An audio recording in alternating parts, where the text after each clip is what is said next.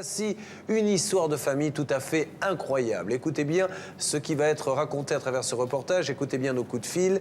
Voici comment une maman se serait servie d'un de ses fils pour prendre de l'argent au deuxième. Vous vous rendez compte un petit peu, René et François vont vous en dire plus maintenant. René et François sont frères. Leur mère aurait utilisé René pour extorquer de l'argent à François. Comment voudrais-tu passer un arrangement?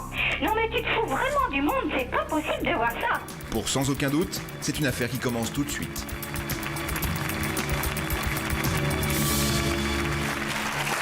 René est en jaune, François est en gris, vous êtes donc frères et nous allons maintenant voir un reportage tout à fait incroyable en 2 mots. Vous vous êtes aperçu, François, alors que vous viviez très loin de la métropole en Guadeloupe, que quelqu'un avait contracté des crédits en votre nom. Oui. Ce quelqu'un, c'est votre propre frère qui, permettez-moi de le rappeler, monsieur, est handicapé Cotorep à hauteur de 75%, je crois 70. 70%. Et vous auriez vous-même été manipulé par votre maman, Tout à fait. qui, n'ayant pas complètement à ce moment-là, en tout cas, peut-être le discernement nécessaire pour réaliser ce que vous étiez en train de faire, vous a fait signer ces crédits. Tout à fait. Bon, eh bien, écoutez, déjà, excusez-moi de vous poser la question, mais votre première réaction sur l'attitude de votre maman, monsieur? C'est un peu dur à supporter, quoi. Sur le coup, je ne l'ai pas cru. Je croyais pas. Je pouvais pas croire quelque chose comme ça, quoi. Donc j'ai appris ça en 1999, donc ça fait quelques années maintenant. Vous avez demandé des explications? Oui, mais j'ai pas eu grand-chose comme explication jusqu'à présent. Aucune. Et vous, monsieur, comment agissait-elle pour vous avoir fait prendre ces crédits? Qu'est-ce qu'elle vous disait? Mais disons, j'étais manipulé. Hein. Vous n'étiez pas au courant que c'était votre frère qui allait payer? Si? Non, c'est ma mère qui payait les crédits, moi j'en savais rien, et voilà. Alors, le préjudice, en 2 mots, il y a déjà beaucoup d'argent qui a été payé, puisqu'aujourd'hui vous avez Tout à décidé fait. vous-même, Moi, j'ai pour aider payé, votre frère, de donc, payer. J'ai payé donc depuis 5 ans, un peu plus de 6 000 euros. Et combien reste-t-il à payer? D'après la maison de crédit, il reste 12 000 euros. Je suis noyé complet. Allez, essayons de voir exactement comment les choses se sont déroulées grâce à ce reportage de Sophie Prichodny. Et nous essaierons bien sûr de joindre la maman pour avoir des explications après le reportage. Regardez. Chaque semaine, à sans aucun doute, ce sont les victimes de personnages peu scrupuleux qui nous contactent. Eh bien, cette fois-ci, c'est l'inverse. René nous appelle car il reconnaît avoir usurpé l'identité de son frère François afin de prendre un crédit à son nom. Aujourd'hui, René souhaite se racheter et faire payer selon lui la véritable responsable, sa mère.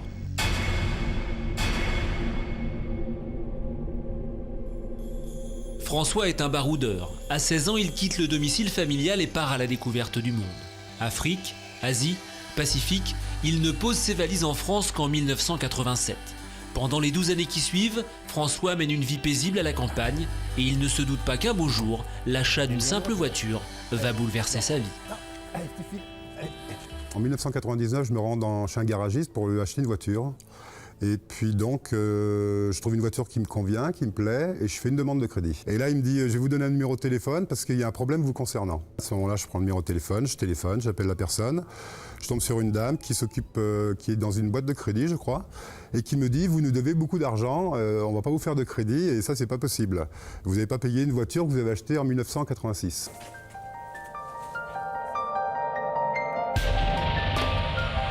Mais en 1986, François est en Guadeloupe, comme le prouve cette attestation de travail. Pour l'organisme de crédit, pas de doute, le contrat est bien à son nom. François aurait bien acheté un véhicule près de 49 000 francs, une somme qu'il n'aurait jamais remboursée. J'apprends finalement que j'ai été condamné en 1988 par défaut, puisque j'étais pas en France à cette époque. J'apprends que j'étais condamné à 1 mois de prison ferme et à rembourser une dette qui existe de 93 000 francs.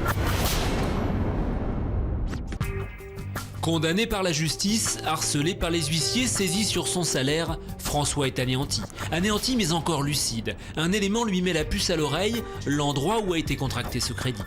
Je sais quelque part pertinemment que ma mère et mon frère ont vécu dans cette région. Et je me dis que, voilà, quoi, peut-être que mon frère est au courant de quelque chose, mais moi je ne comprends pas. Donc je contacte mon frère et mon frère met beaucoup de temps à me répondre, mais finalement il me dit qu'il y a eu un problème entre lui et sa mère. Alors que s'est-il passé?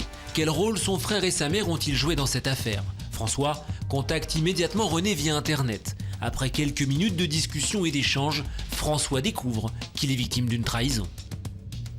Je lui dis maintenant c'est bon là, t'en as trop dit ou pas assez, maintenant je veux tout savoir. Explique-moi ce qui s'est vraiment passé. Donc là il commence à taper qu'ils avaient fait une fausse carte d'identité avec le livret de famille, qu'ils avaient fait un crédit à mon nom, qu'il y avait un compte en banque qui avait été fait à mon nom, et que pendant ce temps-là, moi j'étais en Guadeloupe, alors effectivement je ne pouvais pas être au courant. Et donc il me raconte ça, quoi, à l'état brut, et moi les bras m'en tombent parce que je comprends pas, quoi. Je veux dire, je me dis là, c'est pas possible, c'est surréaliste, quoi, cette histoire. Une histoire surréaliste et pourtant vraie. Toujours via Internet, René reconnaît avoir usurpé l'identité de son frère pour acheter cette voiture.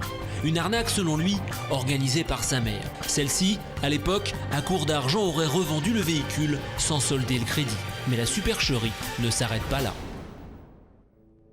Il va encore me redire des choses que j'ignorais encore. Il va m'expliquer qu'il a travaillé dans une boîte d'assurance à mon nom avec ma mère, alors que ce jeune n'a aucun bagage. Il a quitté l'école, il avait 10 ans. Il sait lire et écrire. C'est tout. Incroyable, René va donc exercer dans la même agence que sa mère, mais sous l'identité de François. Comment est-ce possible ? Sa version des faits, sa mère l'explique dans un roman quasi autobiographique. Au fil des pages, on y reconnaît son fils René, alias Rémi. L'auteur y reconnaît avoir formé René en matière d'assurance, mais réfute l'avoir fait travailler sous son autorité. Quant au litige portant sur la voiture, sa version est totalement différente. Selon elle, c'est bien René qui, de sa propre initiative, a acheté le véhicule et souscrit ce crédit sans l'avertir.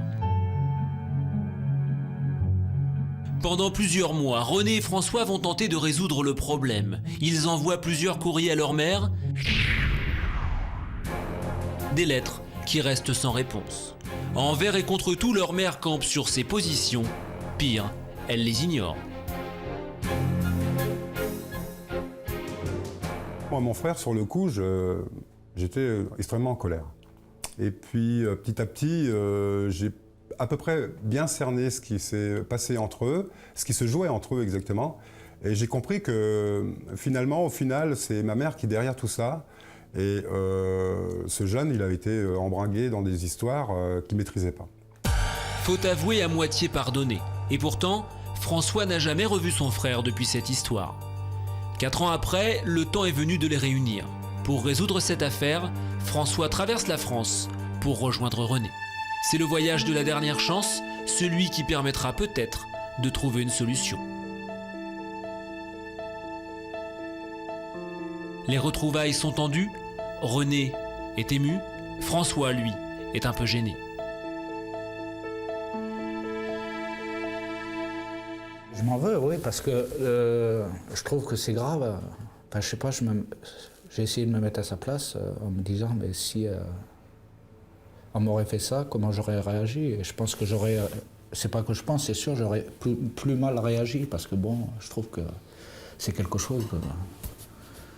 Mais le problème, c'est que j'ai ma mère qui était tellement imprégnée que, bah, voilà quoi. À 9 ans, René est victime d'un grave accident de la circulation. Un drame qui lui laisse de lourdes séquelles mentales. Il est déclaré invalide à 70%. Inapte au travail, incapable de comprendre un document administratif, selon lui, c'est sa mère qui gère ses dossiers. Alors quand celle-ci lui aurait demandé de contracter ce crédit automobile au nom de son frère, il aurait signé les yeux fermés. Moi, j'y fais confiance parce que, bon, une maman, je veux dire, aime bien ses enfants. Enfin, je sais pas, elle essaye de tout faire pour ses enfants. Donc, partant de là, moi, j'y faisais confiance, je veux dire. On me disait de faire ça, ben c'était ça, voilà, c'est bien, ouais, voilà. René ne nie pas sa responsabilité, il ne l'a d'ailleurs jamais fait. Quand François lui explique sa situation financière, il lui vient en aide. Moi, j'ai pas voulu laisser tomber mon frère. J'ai dit, écoute, de toute façon, je m'occupe de cette affaire. Donc, j'ai payé quand même ses avocats, parce qu'il avait 2 avocats concernant cette affaire. J'ai tout payé en totalité. Vu que son compte était bloqué par la maison de crédit, j'y ai envoyé de l'argent par mandat afin qu'il puisse continuer à essayer de vivre. René prend totalement le crédit à sa charge. Depuis 5 ans, il a versé plus de 6 000 €. Mais les fins de mois sont difficiles, René a plusieurs mensualités de retard. Avec les intérêts, il doit encore près de 12 000 €. Sa situation financière devient difficile. Je suis dans le pétrin, je suis dans la merde par rapport à ce dossier et j'essaye de voir comment je peux faire. J'en sais rien, je ne sais pas comment le gérer, je ne sais plus. À l'heure actuelle, de toute façon, aujourd'hui, il faut qu'il se passe quelque chose parce que je ne peux plus le gérer. René et François ont désormais décidé de se serrer les coudes. Ensemble, ils souhaitent affronter leur mère. Leur but, la mettre face à ses responsabilités. Équipés d'une caméra cachée, ils traversent une nouvelle fois la France pour la retrouver à son domicile. Ça va? Je viens vous voir pour René pour le souci qu'il a avec la boîte de crédit, avec le crédit que vous avez fait. Je voudrais Quand même que... Attention, Attends, non, tu y a parles pas- au pluriel, Oui, je n'ai oui, oui. rien fait du tout. Non, mais- Il lui a fait signer d'ailleurs des papiers, lui-même a reconnu des faux et des usages de Ça, c'est toi qui le dis, ça. Oui, voilà, c'est ma parole contre la sienne, évidemment. Tu roulais avec ce véhicule. Non, mais t'es sûr, mais attends, c'est non. faux. Tiens, il est là comme témoin. Il est là comme témoin. Mais le fameux véhicule, le fameux crédit qu'il y a eu. Tu connais pas depuis 84, tu connais depuis 90. Non. Il n'a pas travaillé avec toi non plus. Il n'a pas travaillé avec toi. Mais là aussi, j'ai été piégée, François. Il n'a pas été travaillé lui. Non, non. Là, j'ai été piégée. Ah non, je t'en Là, prie. j'ai été piégée. D'accord? Je voudrais savoir si t'es disposé à l'aider parce Non. qu'il est vraiment pas bien. Ah ben, je suis désolée. Attends, j'ai pas fini. Je suis désolée, mais limite Ouman à 100%, Oui, il a bien créé sûr. des faux de A jusqu'à Z Bien qui sûr. se débrouillent. Il a 43 ans, il n'y a pas d'entente dans le Si temps. lui il paye pas, ça va me retomber dessus. Hein. Et je suis Tu sais désolée, ça quand on est convoqué au tribunal, François, on se déplace et on y va. Tu aurais été dégoûté, tu te serais expliqué, tu m'en aurais Non, là, parlé. t'es folle, J'aurais mais- dit, ah ben tu vois, je suis pas Il aurait le fallu seul jouer en à France. Ça pour m'occuper de ces histoires. Vous avez fait ça quand j'étais En J'ai Guadeloupe. rien fait. J'étais en du tout. Guadeloupe, qu'est-ce que tu Mais me dis? j'ai rien Mais tu le sais très bien que j'étais en Guadeloupe. Au revoir parce Parce que là, je peux pas. Quoi. C'est une honte, c'est une honte. C'est malheureux. C'est une honte. dans une famille, Comme tu dis, il n'y a ni foi ni loi. Ouais, bien sûr, bien sûr. Dégoûtés, écœurés, effondrés par cet affrontement, François et René sont sous le choc. Leur mère nie en bloc toute responsabilité. Une épreuve qui aura au moins eu le mérite de rapprocher ces deux frères. On s'en doute bien évidemment. L'enquête est signée Sophie Prichodny. Qu'attendez-vous aujourd'hui de cette émission sans aucun doute? Mais qu'elle prenne ses responsabilités, je veux dire, je peux plus gérer, je peux plus... et voilà quoi, je veux dire, il faut qu'elle assume. Est-ce que vous, qui êtes la victime, je rappelle quand même à nos téléspectateurs que c'est votre frère quand même qui nous a appelés, hein, ce n'est pas vous. Est-ce que vous avez douté à un moment donné? Parce qu'elle a quand même de l'aplomb.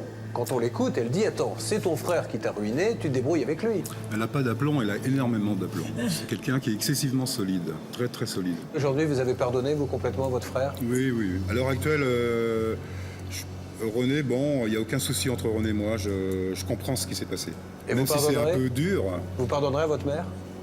c'est différent là. Je crois que j'aurai un peu plus de mal là. Non, c'est pas pareil.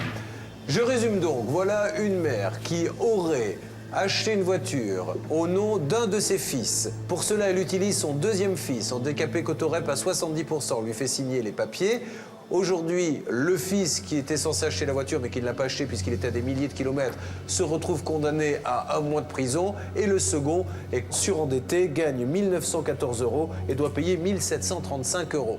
Ça mérite quand même quelques explications, me semble-t-il, auprès de la maman. La régie fait maintenant le numéro.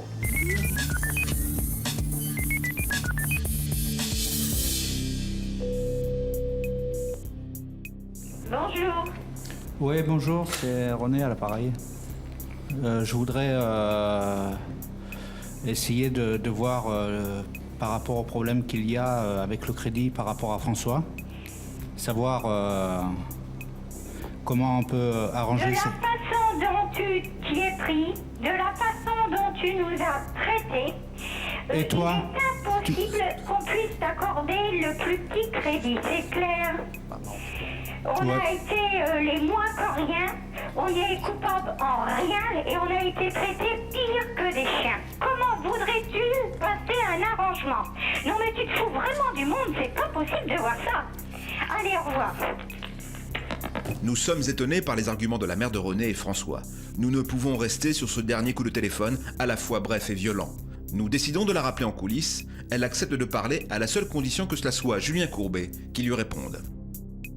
Nous allons donc maintenant essayer de contacter votre maman qui a demandé, déjà qui normalement a accepté, parce que ça n'a pas été facile, de s'adresser à nous à condition qu'elle n'ait un dialogue qu'avec moi. C'est pour ça que je serai le seul à parler, car elle a le droit de dire sa vérité et de donner ses explications. Nous allons donc essayer d'avoir maintenant ce dialogue. C'est pour ça que tout le monde restera silencieux à la demande de cette dame. La régie fait le numéro.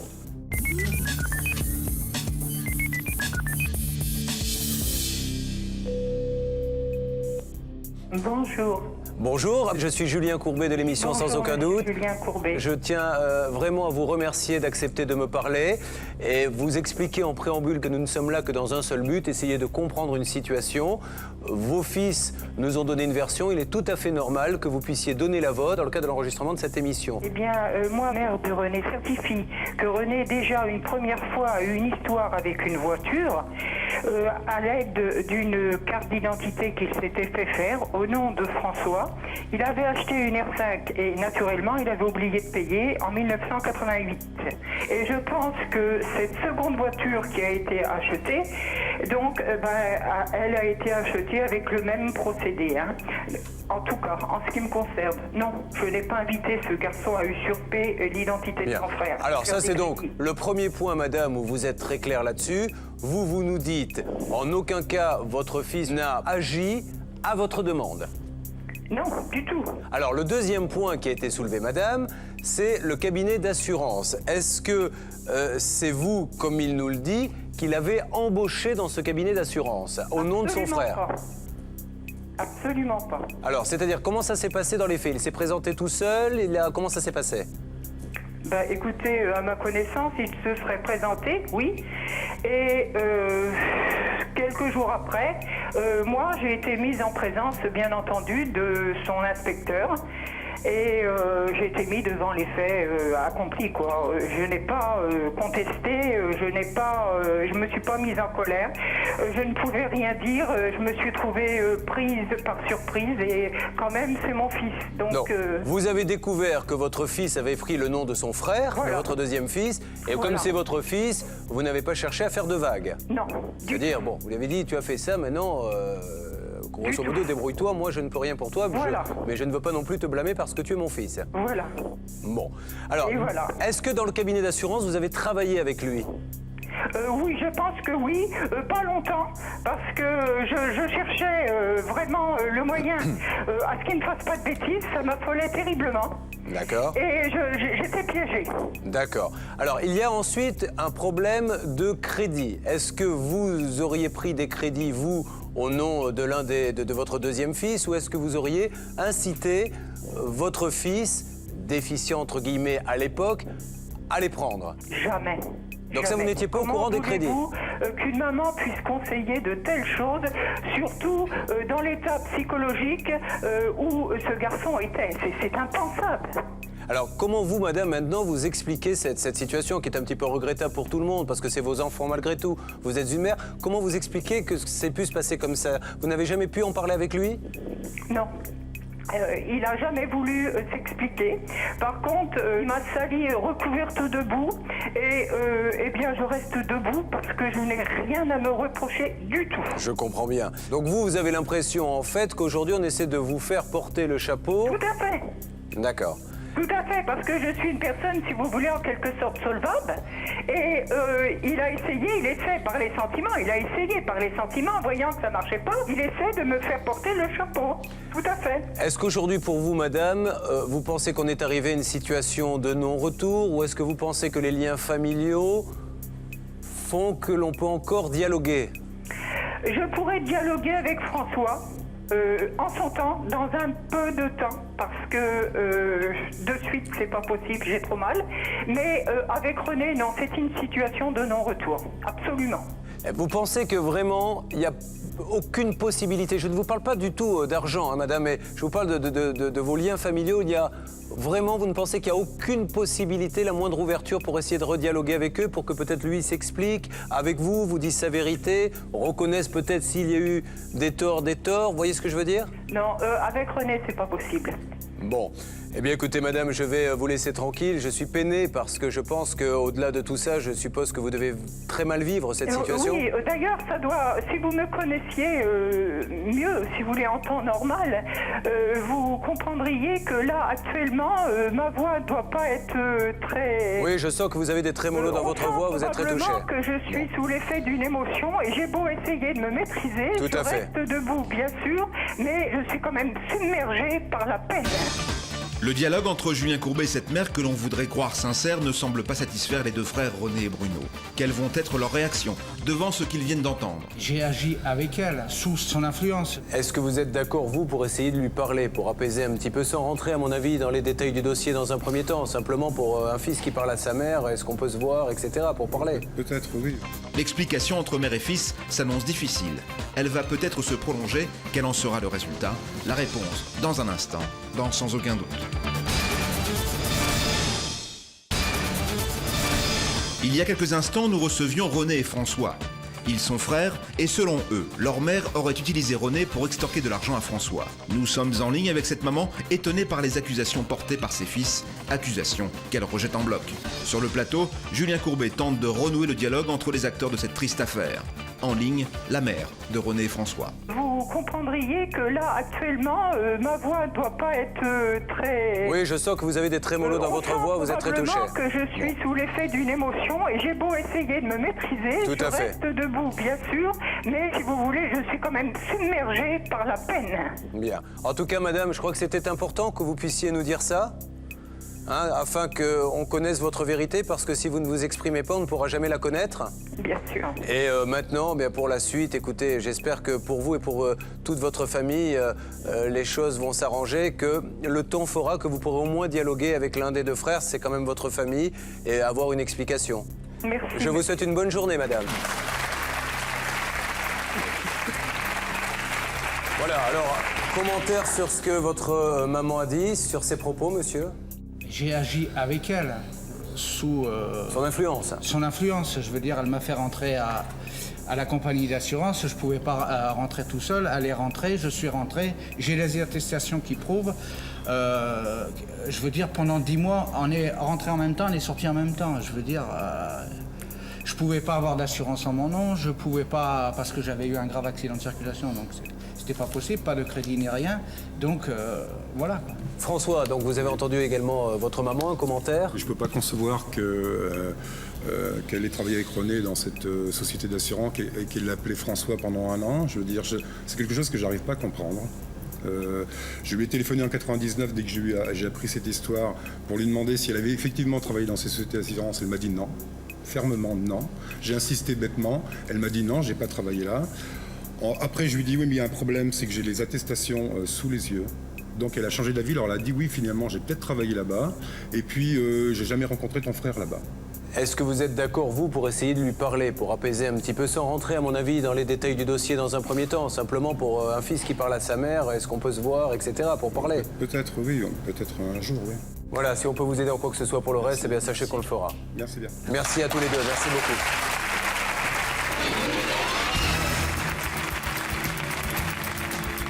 Effectivement, nous n'en sommes pas restés là concernant l'affaire de René et François dont l'issue ne nous satisfait pas tout à fait. Quelques jours plus tard, nous les avons rappelés sur le plateau de Sans aucun doute, car leur dossier, grâce à nos équipes, a connu entre-temps une avancée notable. Merci d'être là pour la 3e fois sur le plateau de Sans aucun doute. François et René, même si la situation est très compliquée, on l'a vu, et que nous sommes dans une situation totale de blocage, nous essayons, coûte que coûte, et merci de nous faire confiance, d'aller toujours un petit peu plus loin. Alors, les interlocuteurs que nous n'avons pas eu en ligne à ce jour, c'est notamment l'organisme de crédit pour la voiture. Nous allons essayer de les contacter pour voir s'il est possible d'obtenir quelque chose. La régie fait maintenant le numéro.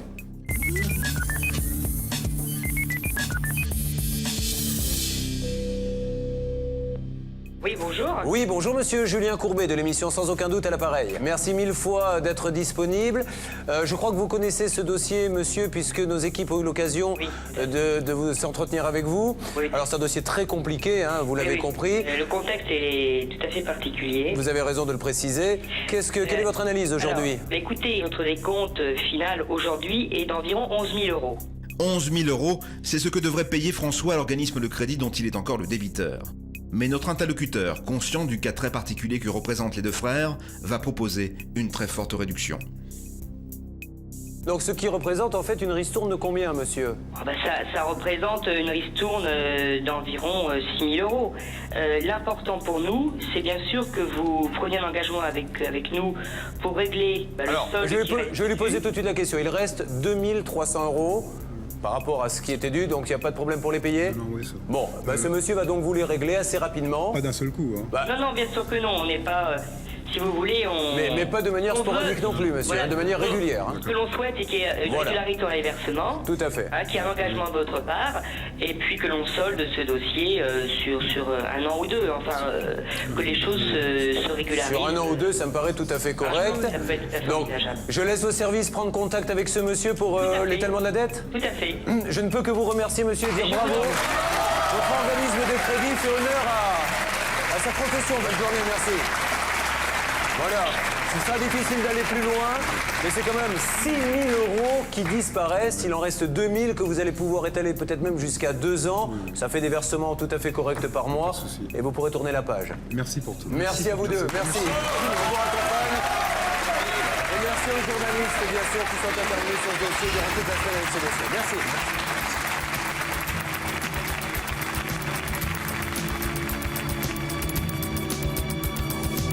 Ça m'a apporté beaucoup, ça a été un grand soulagement. Et l'équipe extraordinaire, l'équipe de 75 août, Julien Gourbet pareil.